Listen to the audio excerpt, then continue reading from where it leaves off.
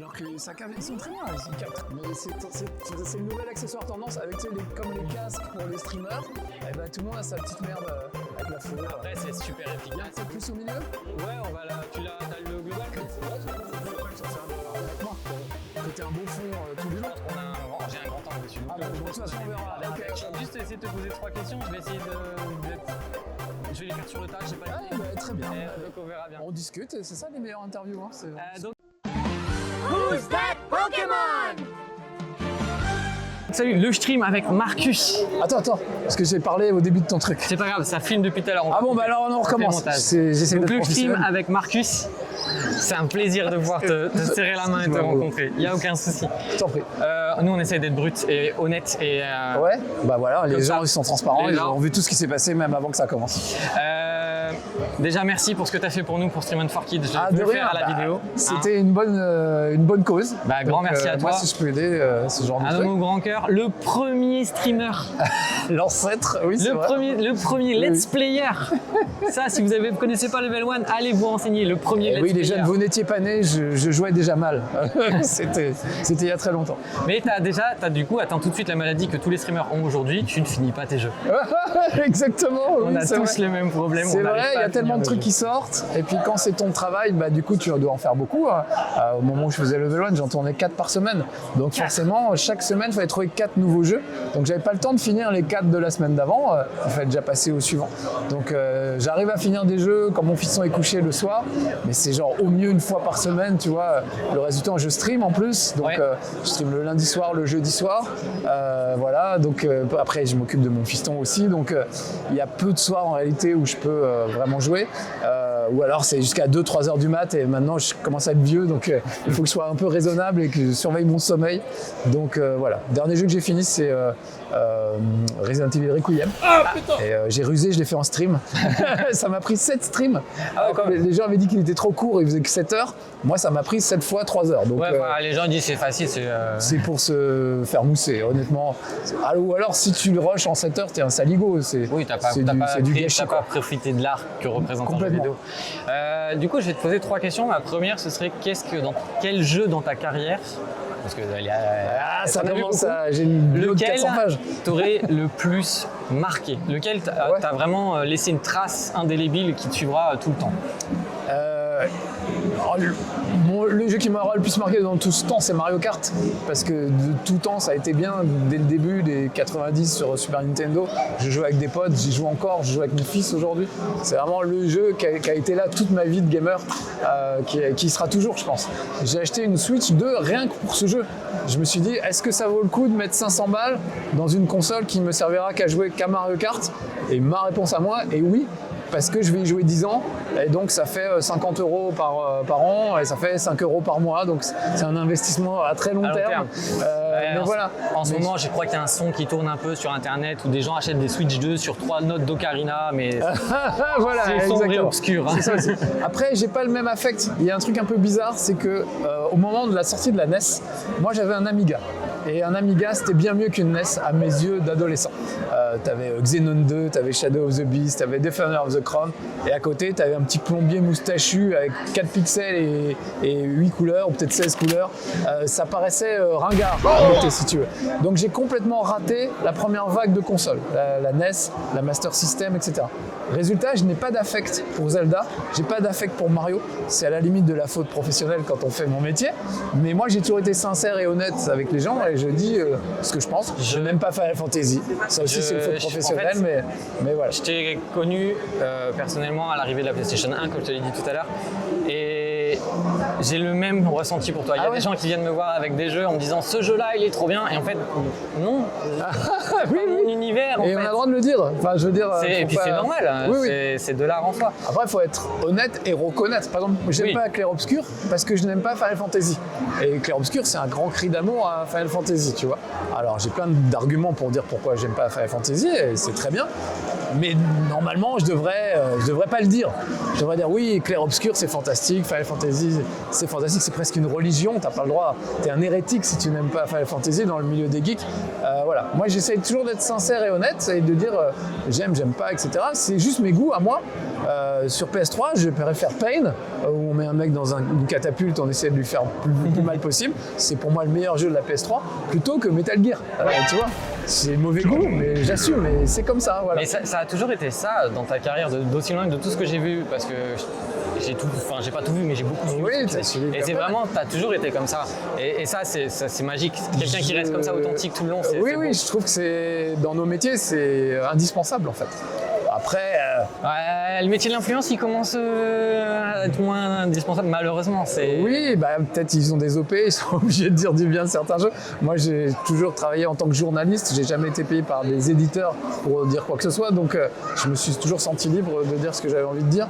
Et voilà, quand tu es streamer, youtubeur maintenant, si tu veux en vivre, les vues ne suffisent pas souvent, les abonnements ne suffisent pas. Il faut faire des opérations marketing où tu es un peu plus encadré. Après, il faut bien vivre et les gens le comprennent. Donc, oui. Mais on s'est, mine de rien, un peu habitué à cette espèce de truc un peu lisse où les gens ils vont toujours dire que c'est bien parce qu'il y a un petit chèque au bout. Après, des fois, ils sont sincères. Hein, la plupart du temps, ils sont sincères. Moi, le peu d'OP que j'ai fait, c'était que des jeux que j'aimais bien sincèrement. Donc si tu le fais comme ça, ça va. Tant que tu prends pas un gros chèque pour un truc que tu détestes, je pense qu'il n'y a pas de problème. Mais je trouve ça un peu dommage. On a perdu le côté spontané du net où les gens vraiment disaient ce qu'ils pensaient, même si ça allait à contre-courant même de leur propre public. Moi, le fait que j'aime pas Final Fantasy, c'est à contre-courant de 90% des gens qui me regardent et qui trouvent que c'est un jeu génial. Je nage dans le même fleuve, je pense. Ouais, c'est vrai, mais alors c'est marrant aussi d'être à contre-courant de temps en temps. Voilà. Tant que t'es pas de mauvaise foi. Jamais je dirais que Clair Obscur c'est de la merde. Je sais très bien que c'est un très bon jeu, c'est très bien fait, c'est très joli, etc. C'est juste ça me parle pas. L'exemple que j'ai toujours, c'est tu peux adorer le foot par exemple, et puis le cricket, t'en as rien à foutre. Alors qu'au Pakistan, le cricket, il y a des joueurs de cricket, c'est l'équivalent de Zidane et tout, mais c'est juste pas ton truc et c'est pas ta culture et donc ça marche pas. Et moi, Final Fantasy, c'est très japonais. J'ai été élevé à la culture américaine. Ma génération, on était dans l'admiration des États-Unis. Maintenant qu'ils sont devenus gros, obèses et cons, c'est un peu plus difficile. Mais voilà. Donc voilà, tout ce qui est manga, qui vient du Japon, ne fonctionne pas très bien sur moi, à quelques exceptions près. Ma deuxième question, ça va être, t'as récupéré tes doigts depuis la vidéo de JDG? Oui, c'est vrai. Ça, c'était il y a 15 ans, tout le monde m'en parle encore. Il y a des gens qui m'ont découvert avec cette vidéo. Adoré. En fait, je trouve que c'est une de leurs meilleures vidéos. Oui, c'est vrai. Ils font. Elle est magnifique, elle est superbement bien tournée. Le jeu d'acteur de Seb, oui, sur le Joker, il est sublime. Ouais. Et cette scène où tu sors les saucisses, avec les doigts en saucisse. J'étais mort de rire. Il y a beaucoup de gens qui m'ont connu par cette vidéo. C'est-à-dire, ils ne savaient pas qui j'étais. Et comme le joueur du grenier m'a mis dans sa vidéo, les gens ont dit c'est qui cet imbécile avec ses doigts en saucisse. Et ils sont venus voir mes vidéos et ils sont restés après. Donc ça, c'est génial, ça m'a amené plein de gens. Et je te dis que c'était il y a 20 ans ce truc-là. Plein de gens m'en parlent encore. Ça a vraiment marqué énormément de gens. Et puis aussi, le joueur du grenier, un jour, a mis 2 photos de moi à 20 ans d'écart. Et à l'époque, j'avais pas trop vieilli encore. Donc, je crois que je l'ai vu passer. Tu l'as vu? Et il a dit cet homme est un vampire. Oui, je l'ai vu. Et c'est resté depuis. Il y a plein de gens qui me disent il a raison, le joueur du grenier, t'es un vampire. Donc je suis très content de cette petite réputation qu'ils m'ont faite. Et puis j'adore Fred et Seb, ils sont super. Ils sont venus faire un Retro Game One. On a fait un Retro Game One sur Infogrames. Donc là, j'étais obligé de les inviter. Il faut que je le voie. Je l'ai pas vu. Comment Seb fait le patron d'Infogrames. On l'a mis en prison avec un masque, c'est genre le silence des agneaux, tu vois, Hannibal Lecter. Et Fred fait une victime d'Infogrames qui a eu son enfance ruinée par Tintin, Objectif Aventure. Ah ouais, voilà, j'allais voir ça. Donc voilà, c'était parfait de faire ça avec eux, ça bouclait la boucle, c'était super. La suite, parce que là, on en parlait tout à l'heure avec la renaissance de la team Game One sur la team Respawn, sur Twitch. Vous pouvez les trouver sur Twitch, venez. Tous les mercredis. Vous mettrez un lien en description. Voilà, et c'est sur la chaîne de Julien Tello qu'on met les rediffs. Et puis vous êtes tous en live en temps, avec le chat partagé. Donc on retrouve sur Twitch et sur YouTube.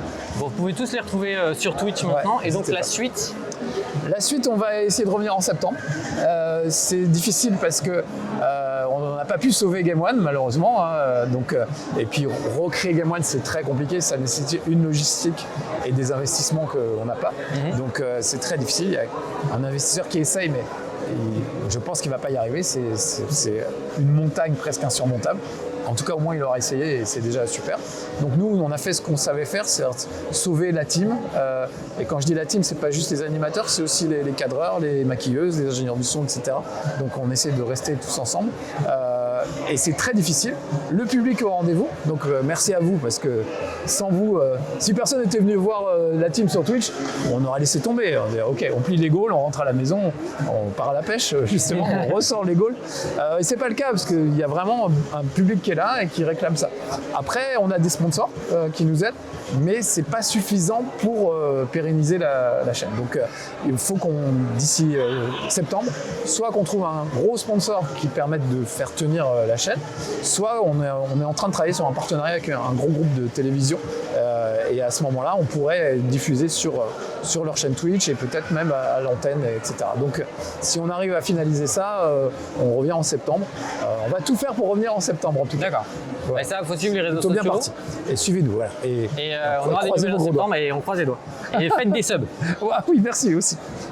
Faut qu'ils tiennent, il leur faut de l'argent pour que la chaîne elle tienne. On compte sur vous. C'est gentil, merci. Tu m'as fait une cas, belle promo.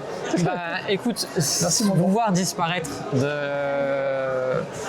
du décor Oui, du c'est jeu vidéo bizarre. pour moi, français, hein, parce que c'est à notre échelle de la France, Ouais, tout à fait. je pense que ce serait une perte énorme. Écoute, on s'accroche et on est toujours là. Et vous aussi. Donc merci les petits amis. Merci à toi. Ben voilà, parfait. Je te récupère ça. Ah oui, c'est vrai.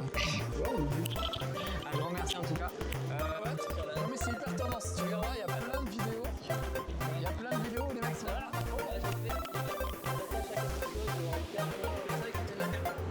Alors que ça capte, ils sont très bien, ils captent très bien. Mais là, très d'habitude. Bah ouais, tu vois. Là, j'essaye autrement. Mais c'est le nouvel accessoire tendance avec